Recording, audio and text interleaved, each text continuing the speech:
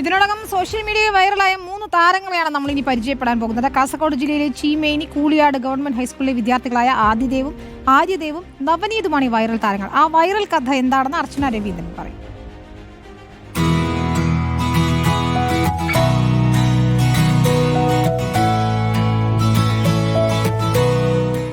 School ബസ്സിൽ കയറാൻ നേരമാണ് മൂവരും ആ കാഴ്ച കണ്ടത്. നിലത്ത് കണ്ട കണ്ണടയെ അവഗണിക്കാൻ ആ കുഞ്ഞു മനസ്സുകൾക്കായില്ല. ബസ്സിലേക്ക് കയറാനുള്ള തിടുക്കത്തിനിടയിൽ ആദ്യം പാച്ചവും ശംഖുവും ചേർന്ന് ബാഗ് തുറന്നു. എന്നിട്ട് പുസ്തകത്തിന്റെ നടുപ്പേജ് കീറി ഇങ്ങനെ എഴുതി: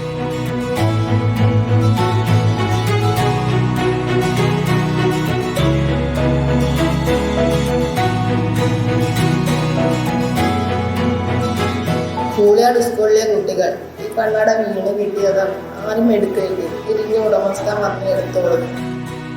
പിള്ള മനസ്സിലുണ്ടോ കള്ളം? എഴുത്തു കണ്ട ഉടമസ്ഥന്റെ കയ്യിൽ തന്നെ കണ്ണട തിരിച്ചു കിട്ടിയ സന്തോഷത്തിലാണ് മൂവരും.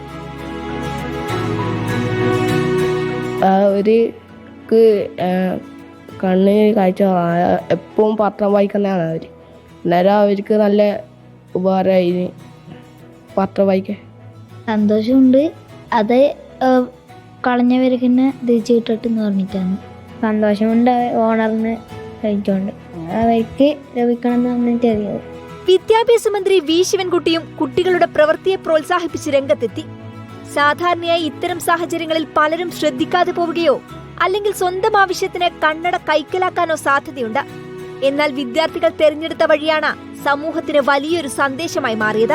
കുട്ടികളുടെ ഈ പ്രവൃത്തി അവരുടെ സത്യസന്ധത, ഉത്തരവാദിത്ത ബോധം, മറ്റുള്ളവരോടുള്ള കരുതൽ തുടങ്ങിയ മൂല്യങ്ങൾ പ്രകടിപ്പിക്കുന്നതാണെന്നും ഫേസ്ബുക്കിൽ കുറിച്ചു.